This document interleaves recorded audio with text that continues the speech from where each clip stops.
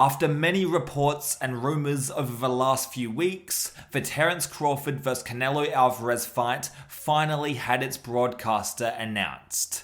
It will be streaming live on Netflix, free for all subscribers of the platform, following in the footsteps of Mike Tyson vs Jake Paul.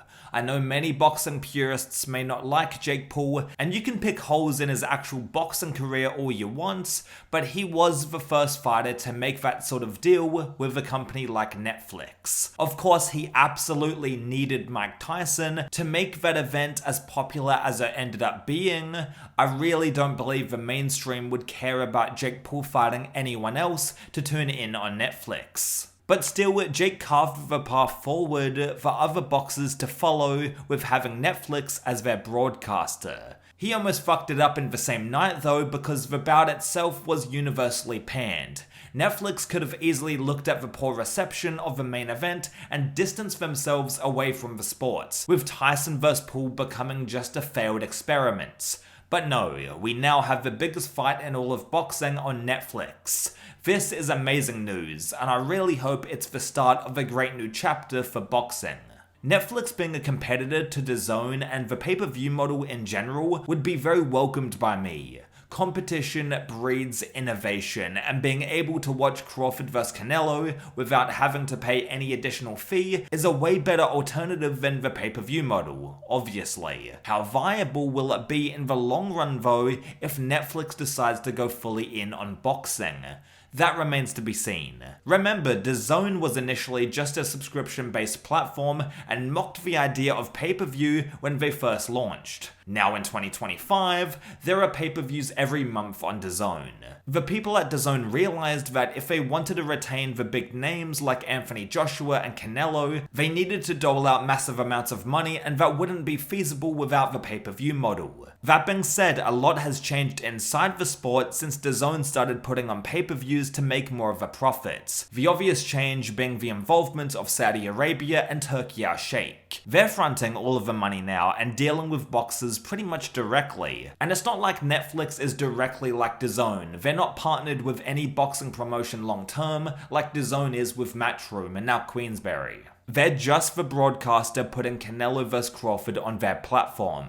But again, is this going to be viable long term? Is Saudi just going to wash money into the sport forever? The Saudi boxing bubble is gonna burst at some point. I don't know when. I know they have all the money in the world to do this for a long time, but there's gotta be an end to it at some point. That's perhaps why Turkey got Dana White and TKO involved in the first place. Sustainability. So Turkey basically got Eddie Hearn and Frank Warren under his control. Turkey has access to essentially all of their fighters, and maybe in the next few years, there'll just be one big Saudi-owned boxing league with all Matchroom and Queensberry fighters locked in contracts. Saudi and TKO have already looked into appealing the Ali Act, so for maybe in the future they can lock fighters into long-term aggressive contracts and pay them way less than they're getting paid now. The Ring Magazine belt would be tied to Saudi's fight promotion and TKO, again spitting in the face of the Ali Act, where promoters and sanctioning bodies / belt organizations can't be one and the same.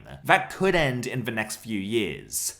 Then boxing will become one big, well-oiled machine, potentially paying fighters less and less under one roof, making it sustainable long-term for Saudi to put on events. And who has engineered the best well-oiled machine in combat sports? Dana White with the UFC. Now I believe if all of the above ends up happening, the fans will actually get a better product as a result, undoubtedly. The best will fight the best under one promotion. There will be only one main belt to follow, one champion. No bullshit politics. It sounds like a utopia for boxing fans, but over time, the actual fighters might get shafted more. It might become like the UFC in the best ways and also the worst ways. I love the idea of having one belt, one promotion that puts on the best events. But I also like fighters not getting paid only 10 and fucking 10 when initially working for the premier MMA organization. That being said, I'm not trying to grandstand. Yeah, there's problems with fighter pay in the UFC, but they also put on the best combat sports events in the world. And regarding fighter pay, what can I or any fan actually do about that? It's like, come on, get a fucking grip. It's the same with Saudi having a fucked up government, but them also putting on the best fights in boxing. The first part is bad, of course, obviously. However, you and I are just combat sports fans at the end of the day, just trying to enjoy the sports. And I don't think there's much wrong with that. With this video, I'm not trying to come off like I'm moralizing combat sports. I actually think people on Twitter, especially, that go over the top with grandstanding and speaking up for fighter pay can be fucking grating. They just like the sound of their own supposedly morally superior voice. With that in mind, I also find it interesting to talk about the politics and the business side of the UFC and boxing. And under Saudi and TKO's rule, the latter could drastically change in the future. To quote Luke Thomas, the sport of boxing was made broken on purpose. The Ali Act is not perfect, but it was made to protect fighters from one organization or body having a complete stranglehold on the sport, and more importantly, fighters. We'll see how Saudi Arabia and TKO handle the sport in the next, 5 years or so. One big aspect of all this that gives me hope that Saudi won't ruin the sport and fighter pay is the reason they got into it in the first place. Sports washing. The idea of pumping a ton of money in the sport to improve public relations, making the kingdom seem like a nice place to visit and not a backwards fucking country. If they started treating boxers like shit, putting them into restrictive contracts for example, in order to sustain their boxing business and venture, that would go against their initial MO of trying to make Saudi seem nice and great.